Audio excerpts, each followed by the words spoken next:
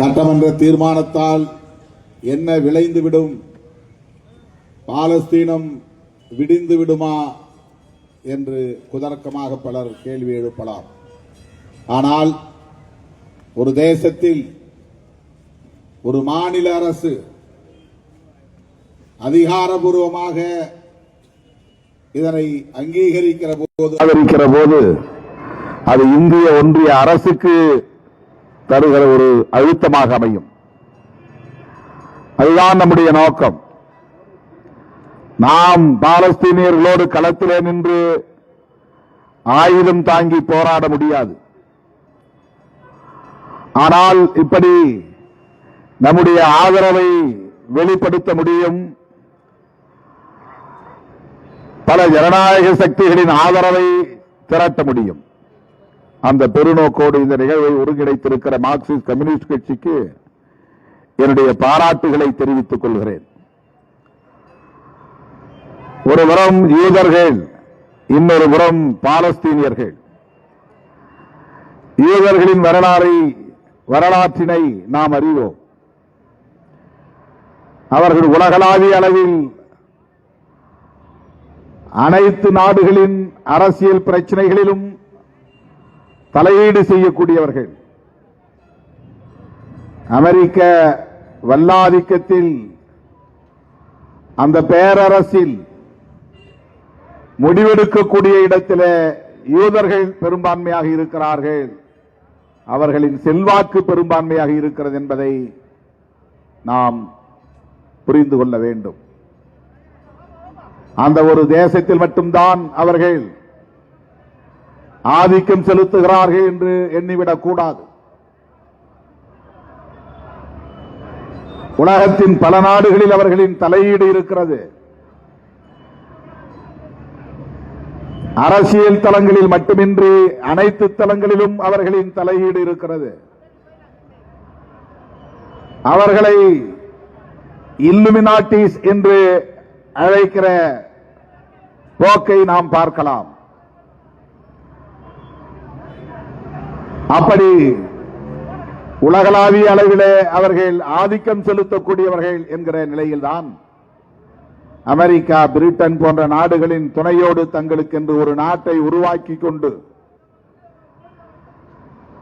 அந்த மண்ணின் மைந்தர்களான பாலஸ்தீனியர்களை இன்றைக்கு ஒடுக்கிக் கொண்டிருக்கிறார்கள், நசுக்கிக் கொண்டிருக்கிறார்கள், அழித்தொழித்துக் கொண்டிருக்கிறார்கள்.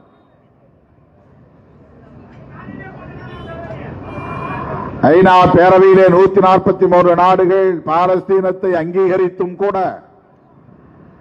இஸ்ரேல் ஆணவம் பிடித்து அதை ஏற்க மறுக்கிறது என்றால் அதற்கு அமெரிக்கா, இங்கிலாந்து போன்ற வல்லரசுகளின் துணைதான் காரணம். ஆகவே இந்த எதிர்ப்பு என்பது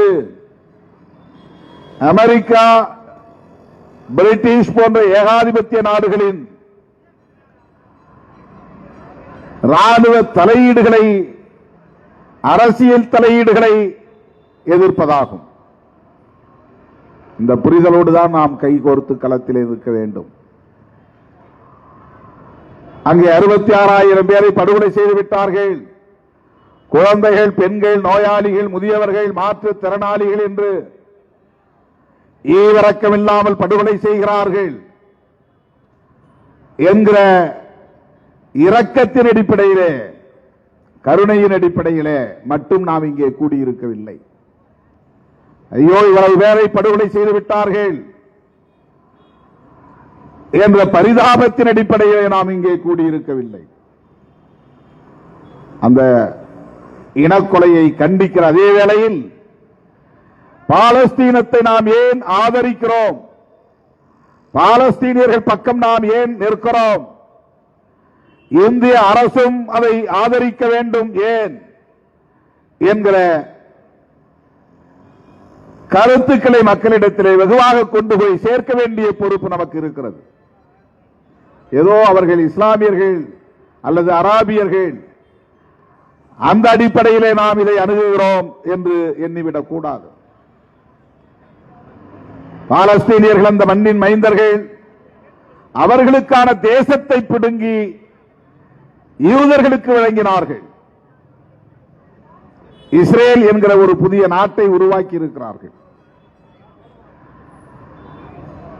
யாசர் அராபத் போன்ற விடுதலை இயக்க தலைவர்கள் இஸ்ரேலை ஏற்றுக்கொள்கிறோம், அதே வேளையில் பாலஸ்தீனத்தையும் நீங்கள் ஏற்றுக்கொள்ள வேண்டும், எங்களுக்கான நாட்டையும் அங்கீகரிக்க வேண்டும் என்றுதான் உலகளாவிய அளவிலே ஆதரவை திரட்டினார்கள்.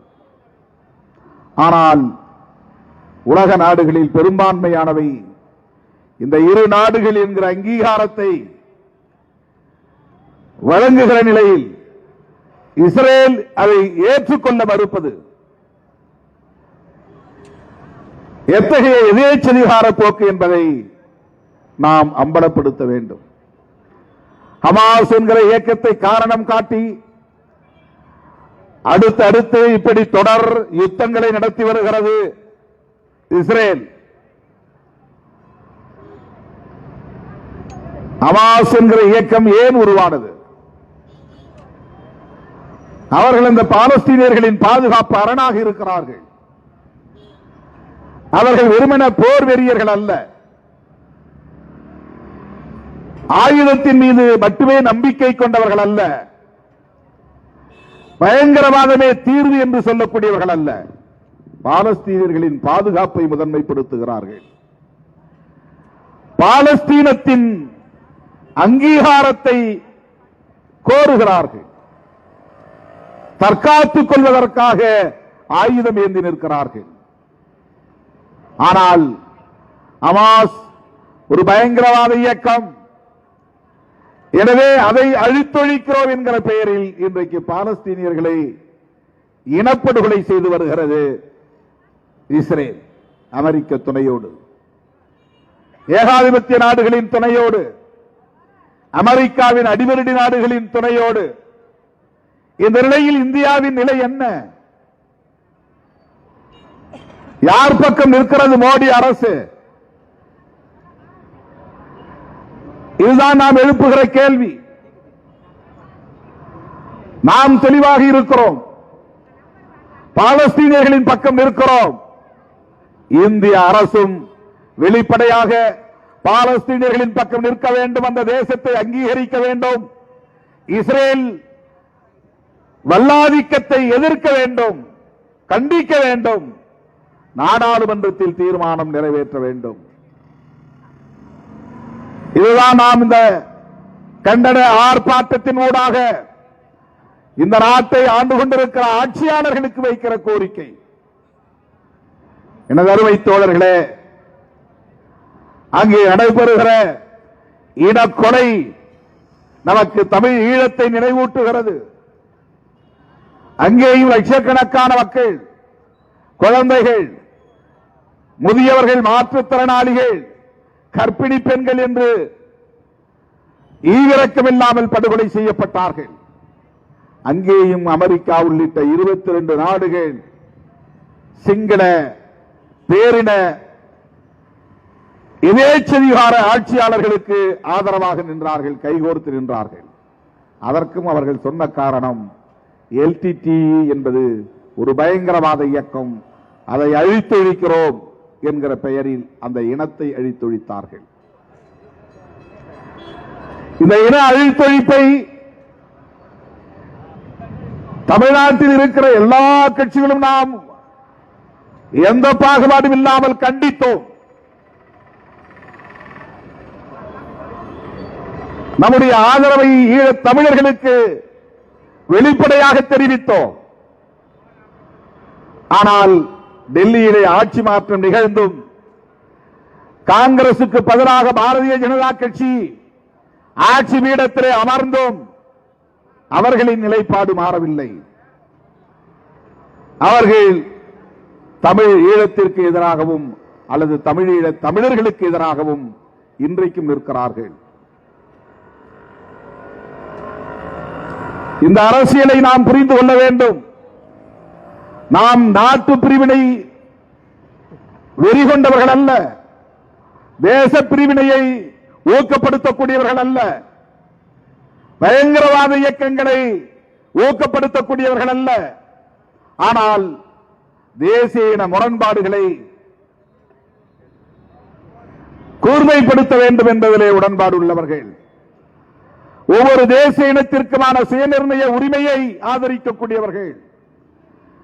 அவர்கள் தங்களுக்கான இறையாண்மையோடு தனித்து வாழ வேண்டும், இயங்க வேண்டும், ஆள வேண்டும் என்று முடிவெடுக்கக்கூடிய அதிகாரமும் உரிமையும் பெற்றவர்கள் என்பதிலே நமக்கு உடன்பாடு உண்டு.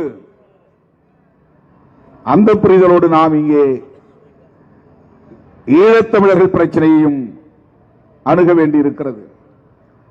எனவே வெறும் அடையாள அரசியல் என்கிற அடிப்படையிலே இஸ்லாமியர்கள் பாதிக்கப்படுகிற பாலஸ்தீனர்கள்,